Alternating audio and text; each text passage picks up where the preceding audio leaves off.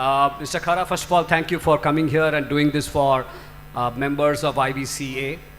Private credit is a relatively new industry, but from a proportion of capital point of view is now a very significant portion of alternative assets. Excuse me, can I just have a little bit less noise there, please? If anybody wants to have a discussion, please do outside. Thank you. And in Mr. Khara, we do have a person who has straddled everything from banking to insurance to now chairperson of NPS, one of the largest sources of capital, and most importantly, from the credit point of view, I understand you're also part of the SEBI committee on bond market reforms. So you couldn't have asked for a better person to be here today to have this discussion. First up, so the private credit industry has been, filling a need gap in the market.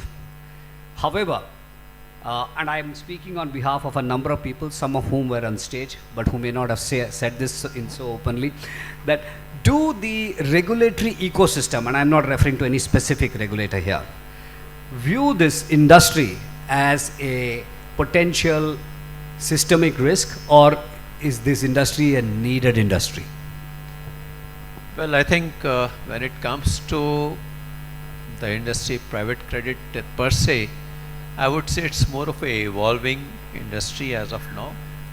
And because it's a evolving industry, we have witnessed in the past some of the sharper practices which actually led to some kind of a regulatory overreach at a point of time. But over the period of time, that regulatory overreach also got addressed.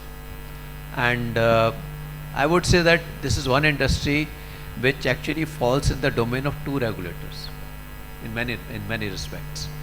That is, one is SEBI, the other is RBI. So I think unless and until there is a coordinated action, there can always be a challenge.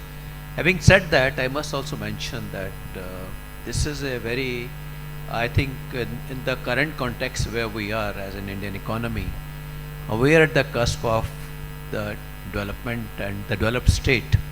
I would say that we are around 4 trillion, and if at this point of time we have about 0.6% of the GDP only coming in the private sector, private credit space, it's about 25 to 30 billion kind of industry as of now. Yeah. But my sense is that the way this is growing and the way the sources for the private credit are now available, perhaps it can become a 100 billion industry at least by the year 2030. That is what my expectation is. More so in the recent past, we have seen the kind of a growth in this space is something very phenomenal. I would say that the industry players are maturing. When it comes to the kind of pool of capital which is available, even that is getting enlarged. There was a point of time when the family offices were unheard of in the country. Yeah. But today we are seeing the family offices growing at a very fast pace. The ultra HNIs who are looking at alternate asset class, which is more like in the private credit space, that is growing at a very fast pace.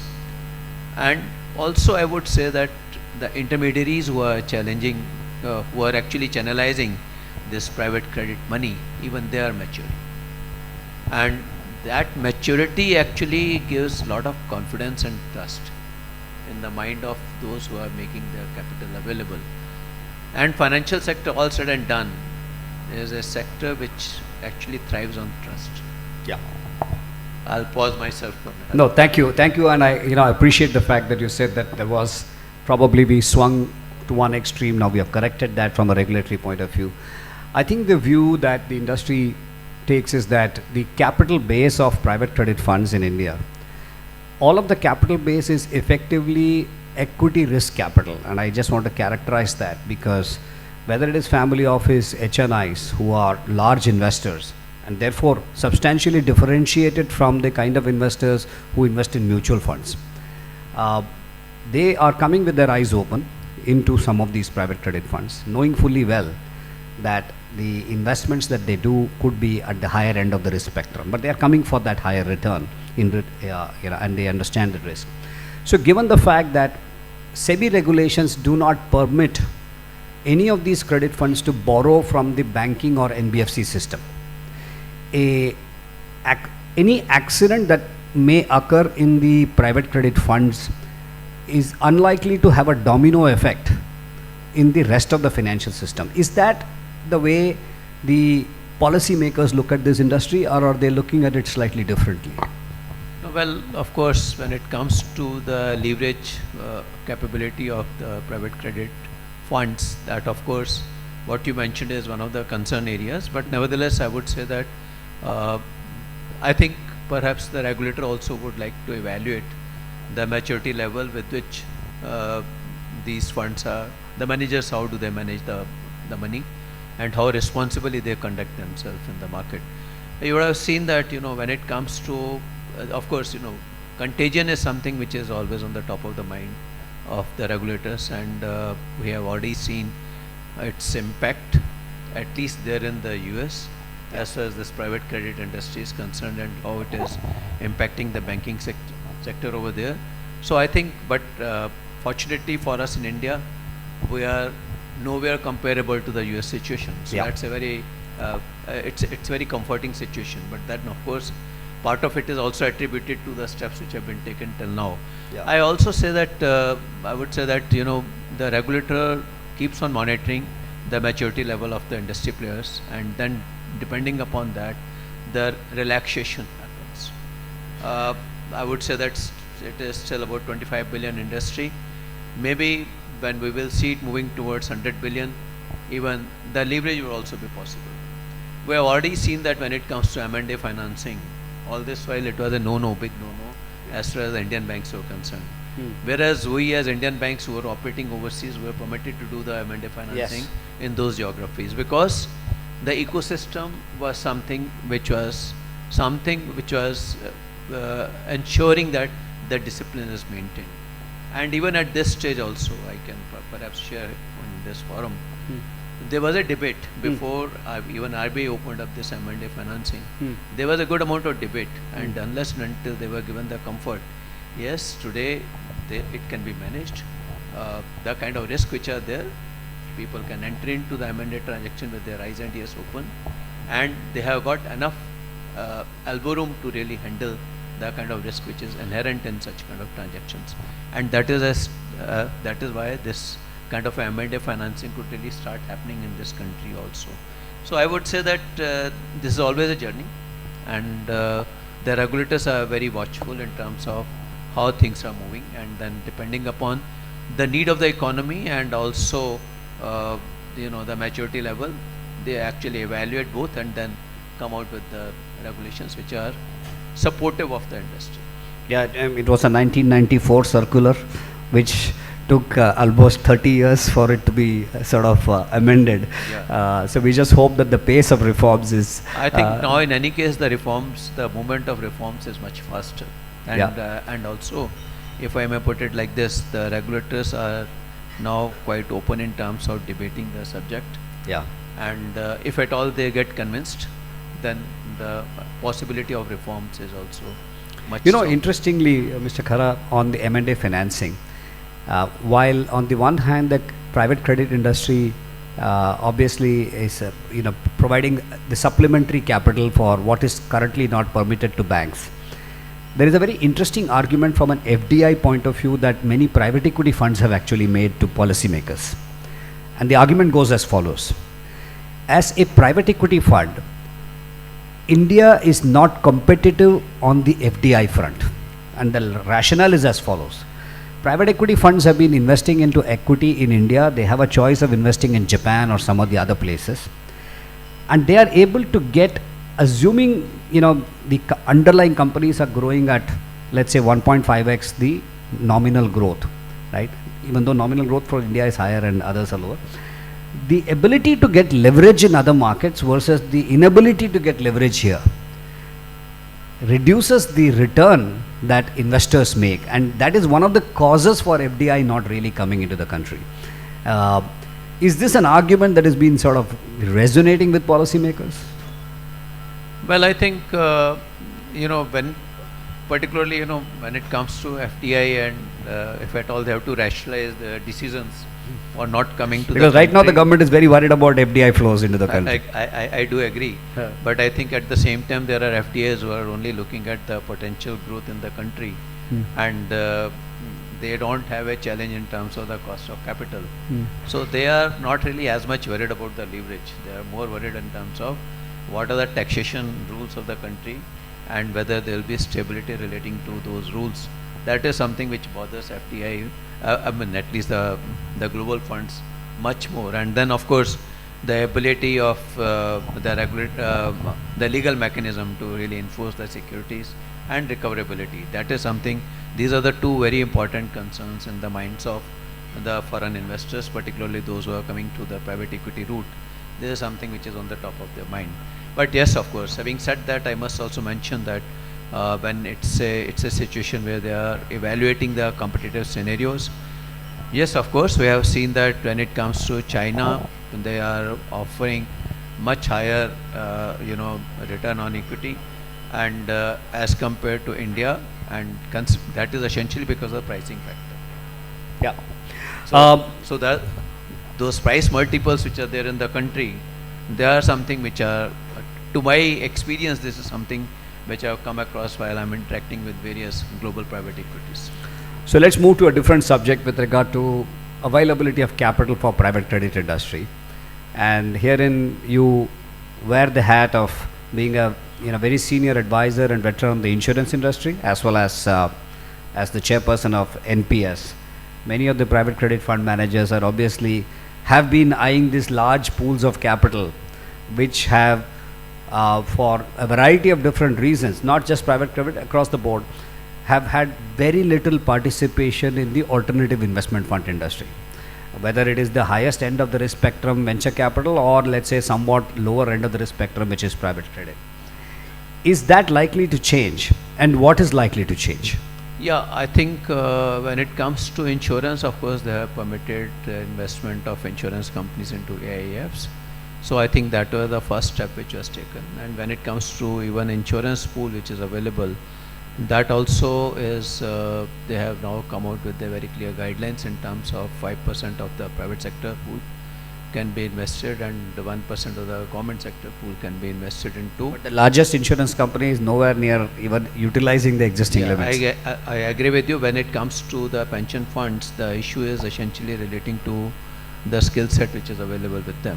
And I would even go a step beyond that, because when it comes to it, even they were relaxed to invest into the public markets up to 250 of the top capitalized shares, but even that also has not happened. While so essentially, when it comes to investing, all of you are very much aware, investing is a function of the research, which will lead to some kind of a confidence and conviction on the part of the fund manager. So unless and until that kind of a conviction is there, because the fund managers are eventually responsible for the kind of returns which are being generated. So that is something where it stands. But nevertheless, as from NPS, who are responsible to oversee the functioning of the PFMs, we have started really nudging them in terms of where do they stand in terms of that. That is one when it comes to 100 to 250 level of capitalized companies. Now comes the next one, which is essentially relating to the private credit, because private credit is absolutely a different ballgame, and assessing that risk is a very different kind of a apparatus which is required to be used for assessing that risk. And from that standpoint, now we are at the NPS level, we are coming out with a structure wherein the potential private credit can be deployed, but we will do some kind of empanelment of these are the potential investors who can be looked into by the PFMs.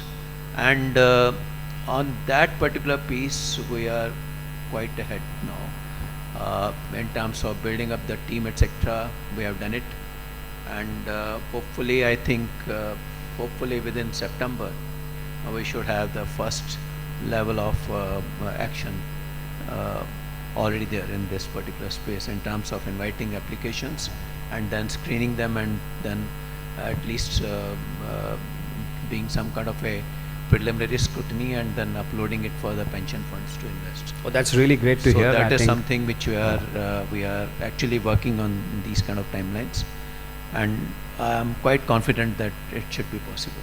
That's fantastic to hear, and I think many fund managers here are hopefully salivating at the possibility of being receiving some capital from NPS. No, sure. Because when it, as I mentioned, that 5% of the private sector and 1% of the when it comes to the government sector, that is something which is earmarked for this. And as of now, again, the issue is that today, when pension industry is about 17 trillion, and when it comes to insurance, that is about 80 trillion plus. So even in insurance also, insurance has got some maturity in terms of their ability to invest. And we have already started seeing that they have started investing into AIFs. Yes, of course, the bigger ones are the ones who are investing. But yes, I think that confidence will probably give them, it will probably bring in the others also. Because when it comes to portfolio returns, which they will be generating out of this, will be significantly different from what they have been doing in the past in terms of the investment pattern which they have been following. So I think the things are moving in the right direction, and what I mentioned at a point of time, that industry which is about 25 billion will turn out to be about 100 billion about 5 years time from now. आपके मुंह में घी शक्कर is what I would say. Something, I mean, this is the reason why I am saying that perhaps it can attract so much extra pool, and but again the responsibility lies on the pension fund managers to ensure that they invest it properly, because they have to earn the trust, and Absolutely. that trust will be only if at all they invest rightfully and ensure enough value creation, and so that it eventually become value accretive for the whole fund also. That is something which is the need of the hour. I'm actually reminded of 2015-16 when we somehow made the EPFO agree for investing into ETF, equity ETFs. Yes, equity ETFs. Equity ETFs, and I still remember that Central Board of Trustees meeting where equity was a big no-no, and despite that, and I would also say that today EPFO is in a position to pay 8.25% because of the step taken then. I would, because that has actually changed their portfolio yields. Yeah. Otherwise it would not have been. In fact, that point about the 8.25, 8.5% return hurdle that both the pension fund as well as EPFO have to cross is an important benchmark number. And I just want to call out the fact that here the regulator in India has, particularly for the AIF industry, has done an outstanding job. I remember there was a lot of resistance in the industry at that time when the regulator wanted the industry to provide their performance data to an independent agency like a CRISIL and others. Because this has, world over, this is a very opaque industry. Oh, yes. For the convenience of a lot of people.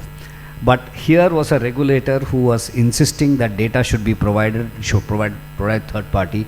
I think Rajat and the team at IBCA literally had to coax each member of IBCA, which comprises the majority of the industry, to provide that data. But today, that data actually should give comfort to an NPS or an EPFO, because you now have the ability to base decisions based on actual performance data.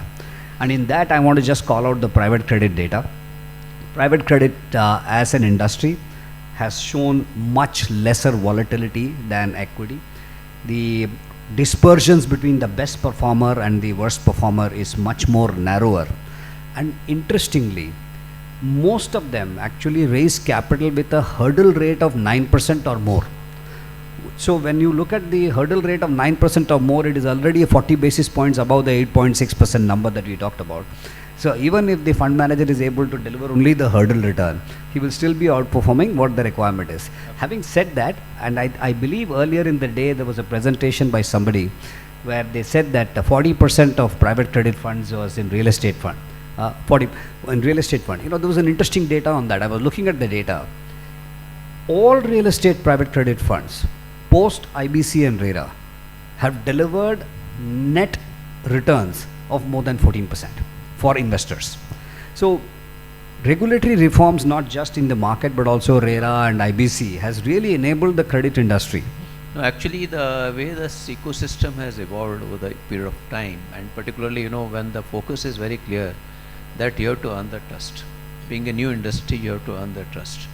And you earn the trust through the credible players. Those who are evaluating the data and coming out without any biases. So that is something which is very, very important. And even at at NPS Trust also, when we are reviewing the PFMs earlier, the horizon used to be very short. So we have started saying that here the horizon should not be shorter horizon. It should be minimum 10 years horizon, which we should actually look at it. And from that context, even we have also started doing some job independently within the NPS Trust, also leveraging AI, and we are in a position to do some kind of a attribution analysis to really differentiate whether the alpha which is created, is it a function of the selection, or is it a function of allocation? Yeah. So that if at all required, the pension fund managers can be equally guided in terms of it, what they need to do. And I'm sure with the kind of financial literacy, the ability of the subscribers to differentiate between A pension fund and B pension fund will also happen in due course. Yes. So we are moving towards that stage, but yes, of course, it's a journey, and I would say that we are at a very interesting phase of this journey. And I would also like to mention that as of now, here all of you are sitting here, where we are only about 25 billion industry. Maybe 2030 it becomes 100 billion and move up to 200 billion by the year 2036 or 37.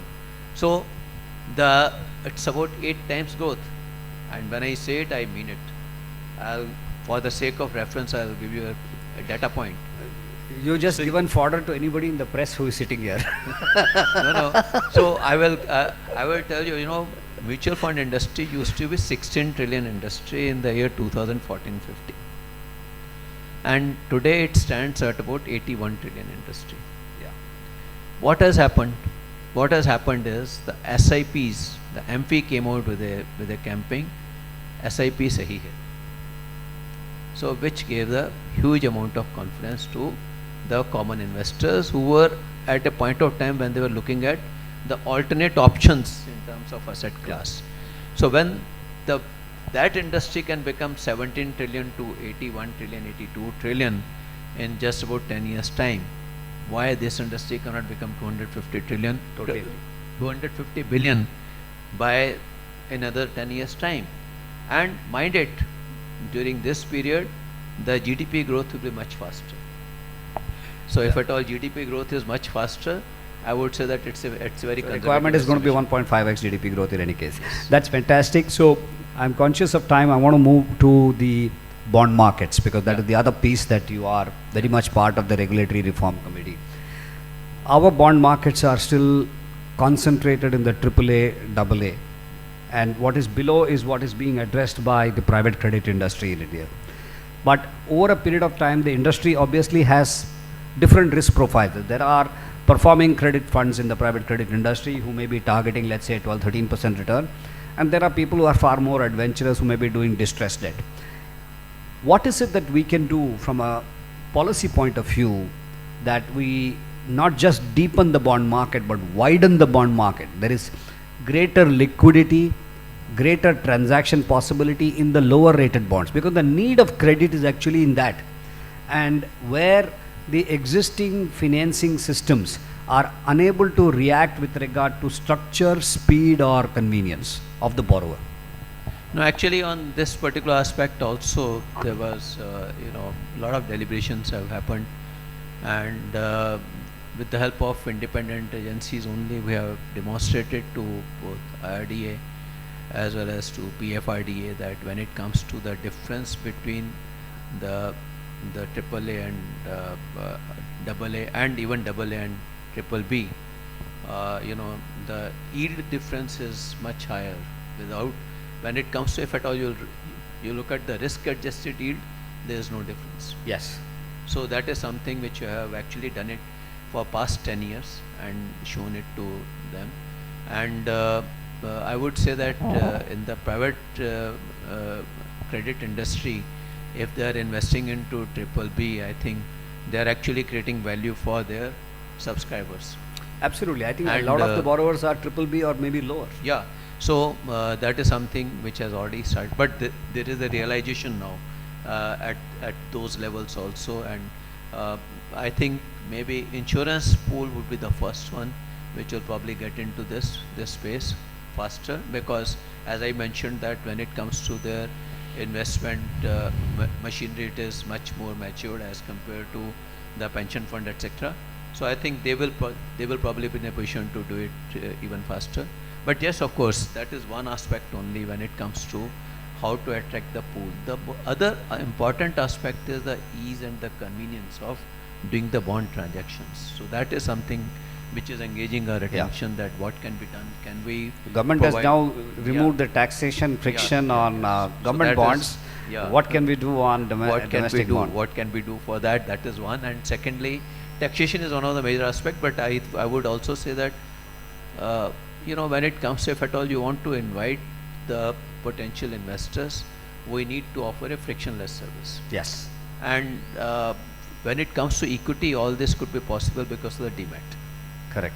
But when it comes to bond, it is still, I would say that it is far from that stage as of now. But yes, of course, I think even because we have the market infrastructure to do it. We just need policy tweaks to actually achieve it. Even at a SEBI level, we are all working on this, and I happen to chair a committee for this particular purpose. For hopefully, we should be in a position to give our recommendations in about another 3 months' time, and they would be the practical recommendations. I hope that happens. What is really ailing on the ground, and how we can fix it. There are some issues which are relating to taxation, which is beyond our remit. But yes, of course, we will just make a mention about that. The rest will be up to the government to really look at it. But nevertheless, we are quite cognizant of this fact, and we could see that, if at all we can make it something like frictionless bonds. Secondly, some kind of a backstop facility, if at all that can be extended. Yes. And even if there's some kind of an accident, if at all, how can we really ensure that the confidence does not get shaken in the product? That because the investor protection fund is now a sizable corpus, and that can be put to good use with regard to what you're talking about. No, even we have gone to the extent of saying that maybe the issuers can contribute to that fund also. Maybe 1 paisa, 2 paisa of the size of the for every 100 rupees. Yeah, I think over a period of time they'll get the benefit of it. So this is I was actually drawing some kind of a leaf from the way this bank deposit could be increased in this economy. Yeah. So something like DICGC with kind of a concept. So there's something which you are actually it is. Let's see in what shape it goes into the final recommendations. But yes, of course, we are quite mindful in terms of the fact that one, platform has to be frictionless. Second, we have to somehow give the confidence in the mind of the investors. And third, of course, when it comes to issuers also, that what all regulatory disciplines can be brought on to the issuers. So we are evaluating it very comprehensively, and let's hope. Sir, even though you very modestly said that tax recommendation is not part of your remit, I'm sure policy makers in Delhi take your word very seriously. One of the big asks of the private credit industry here is that the HNI population, family office population, which is investing in private credit, pays the highest marginal tax on interest income. Now, on the other hand, you have a situation where, at least in certain sections of the industry, let's say infrastructure financing, global capital or large pension funds are totally exempt from taxation on interest income. Is there a case to increase the pool, if to reduce the taxation on interest income to a lower level, say 15%, but then try and see whether you can expand the base for taxable income? Actually, this is something which perhaps would require a deeper analysis at GOI level, because they have, eventually it's a game of balancing. Yes.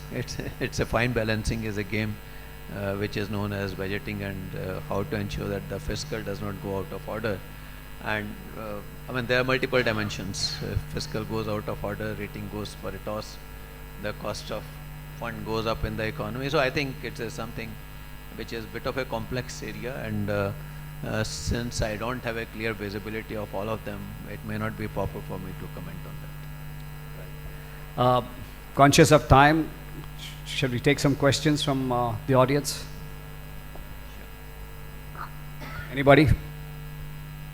You don't get an opportunity like this easy. Can somebody pass the mic there?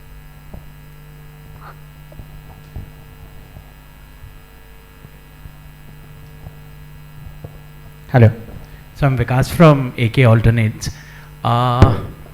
Thanks a lot. I think we've really seen, because we're also part of the bond market as well as a group, right? I think the openness and the changes, right, the positive changes that started coming in over the last 3-4 years, right, are really admirable, sir.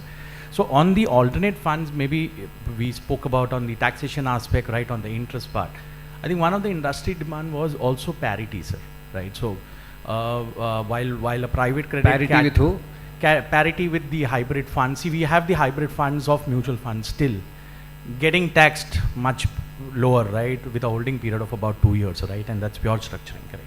So I think eventually if the strategy is more debt alike, then a parity will definitely help, right, because that then eventually gets taxed at about a very lower rate than the interest rate. So I think maybe the way I would put it across is, I think the first ask could be a parity, right? A concession can obviously is always no, I do agree what you are saying. It is something which we are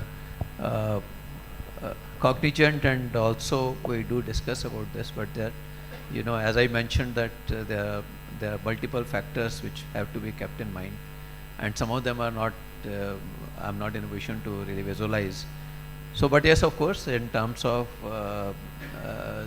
the technical committee, whatever inputs can be given, we are giving such inputs also for the consultation. Maybe hopefully even these issues should also get addressed, because the way we have, why I'm saying this is because the way we have seen that withholding tax on the interest outgoes for the foreign funds, for those who are investing into the government securities, the way it has been addressed, the way the capital gain issue has been addressed. Yeah. So which actually means that the government is quite cognizant, and they are quite serious on these matters, and since they are putting their heart and soul into it. But yes, of course, they have to balance various factors. In your ask, you at least have all the banking industry with you. You are right. Anybody else?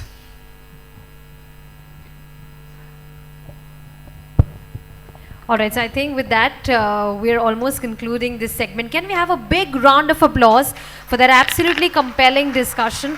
Thank you so very much, our industry leaders right here on stage.